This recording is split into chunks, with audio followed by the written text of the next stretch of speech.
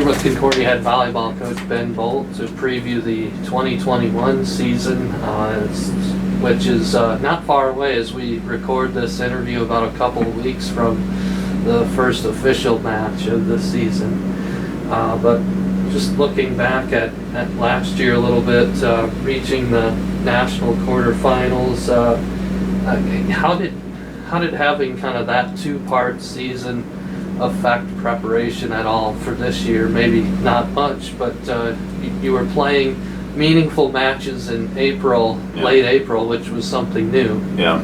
Typically we get that spring semester to have some individual development and training for that, and the spring was pretty much all team focused, so we missed out a little bit on that. So that would probably be the biggest effect to this season. But yeah, I mean, everybody's starting from ground zero. Everybody's had the same circumstances, so it is what it is for this season, and we're excited to get going.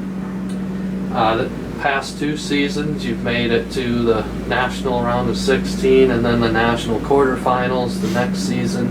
What has that success done kind of for the culture that you have within the program?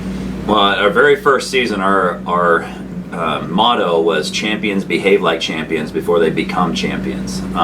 So I feel like it's been a culmination of the standards that our team has placed on themselves, and the commitment to the core values that we have with our team. So.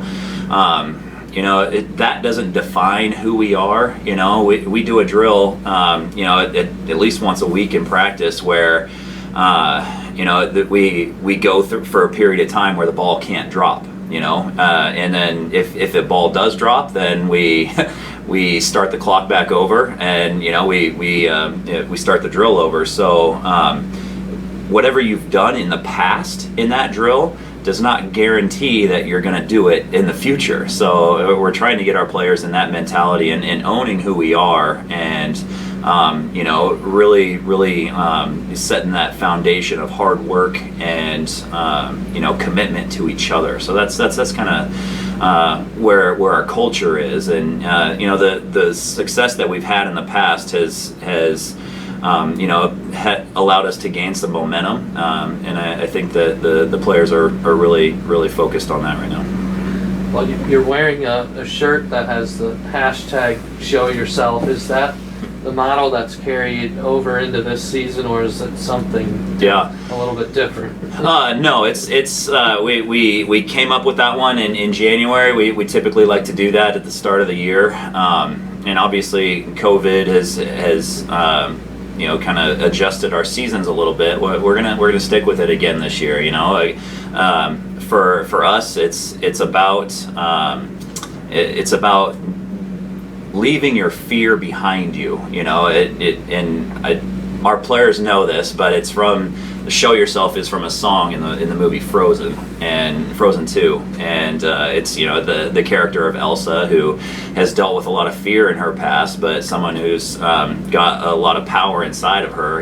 She gets to this moment where she's going to show who she is. And I really felt our team did a great job of embracing that, and we're talking a whole lot about being fearless in the big moments this year. So I think that is kind of the adjustment, if you will, or the message that we're giving to our team this semester.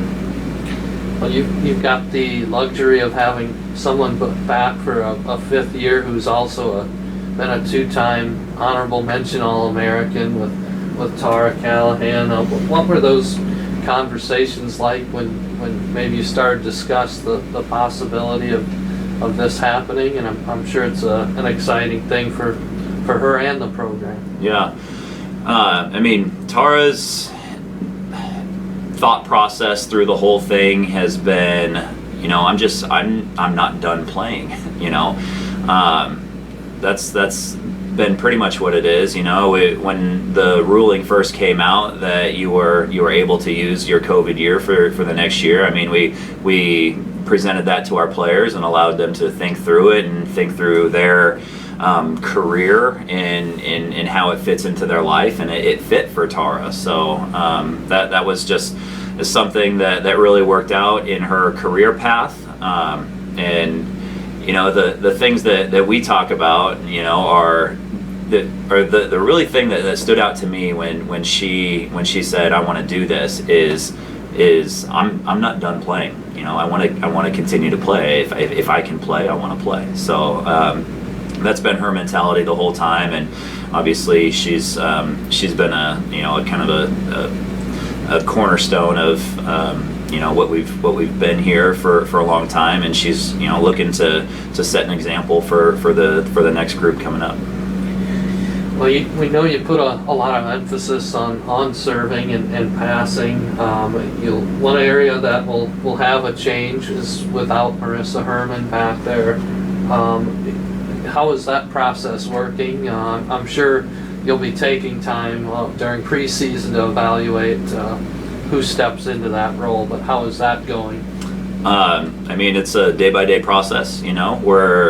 We're giving everybody an opportunity. It's an open competition to for any spot out on the floor right now. It's any spot that's out there is going to have to be earned, and consistency is huge in that position. When you think of the best liberos in the world, we just watched the Olympics. Justine Wong-Arantes, our libero for USA, like she's somebody who just has this unbreakable mentality. And consistency plays a huge part in that, and that's what we're evaluating right now. So we're getting a lot of stats, we're getting a lot of reps, and we'll take that and make the best decisions that we can. Talked about Tara Callahan returning. You also have a lot of hitters back, like Arlie Costello, Gabby Nordiker, Cameron Hopford, Kaylee Wiltfong. What is the expectation for how productive you can be from an attacking standpoint? I think that those players are going to continue to grow, and they're going to continue to get pushed from players who weren't playing last year. Like I said, it's going to be kind of a ground zero thing where we're making the best evaluations that we can. I'm seeing some good attacks. We're placing some focus, I think, a little bit more on out of system attacking. Just philosophically, we're talking about how often we're in system as a team when it's a perfect pass, or when we're out of system as a team when it's not a perfect pass. And in a match, it's probably going to be somewhere close to 50-50 on that whole idea. So we're placing a little bit more emphasis on our training in out of system play when we're attacking. So that when we get in that position in a match, we can be fearless and be the woman in the big moment. So those guys are coming along. They're taking good swings, but we're taking it one day at a time. Well, Cam Opfer thought was especially good in the spring part of last season, and was named all-tournament at the national tournament. Where can she maybe be this fall if she kind of continues that trajectory?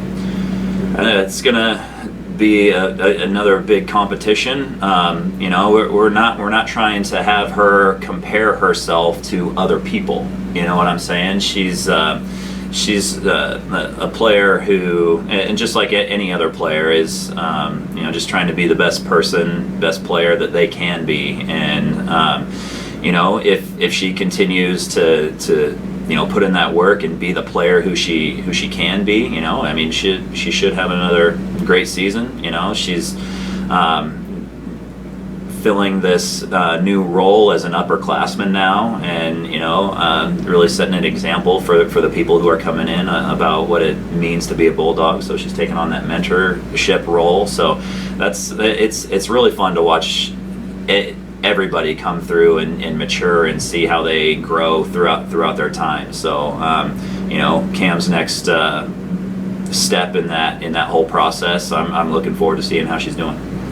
Well, one transfer who became eligible second semester last year. We saw her a little bit Bert Whistle. As she continues to get more comfortable, what kind of impact could she have? Yeah, that's going to be a big decision that Angie and I, the coaching staff, that we'll have to make. I mean, it's trying to get our best team out there. Do we run a one-setter system? Do we run a two-setter system? Bert Whistle has been really, really good. She's a baller. She's played volleyball all her life, and she loves to compete. So she's really doing a great job out there connecting with the players. So she will, I'm just trying to figure out how best to get our best team out there. So she'll be in the mix in there at some point. We just got to figure out how that's going to be. Now, not only do you have the demands of obviously a very difficult conference schedule every year for GPAC teams. We're in the national quarterfinals in the spring.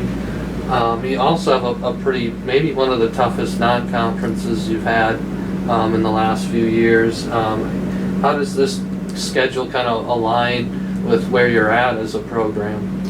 I think that in order for our conference to stay where we need to be playing national level competition, and seeing where we're at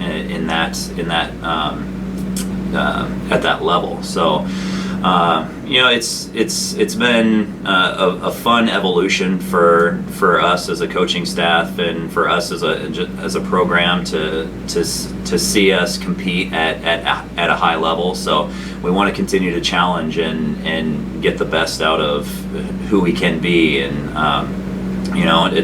it's never going to be easy, and we want to put ourselves in growth mindset position. So that's where we're at right now, and we want to go out there, and we want to be the best team that we can be.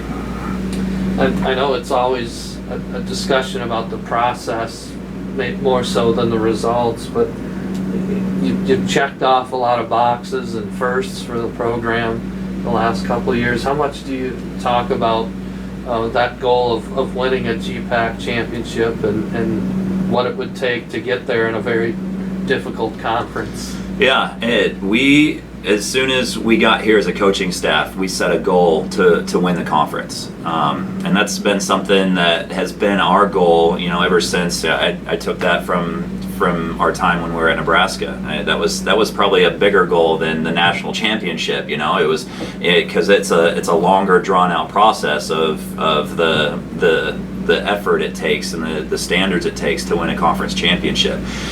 In this conference, it's going to get the best out of you, in order to compete for that. So we talk about that a lot.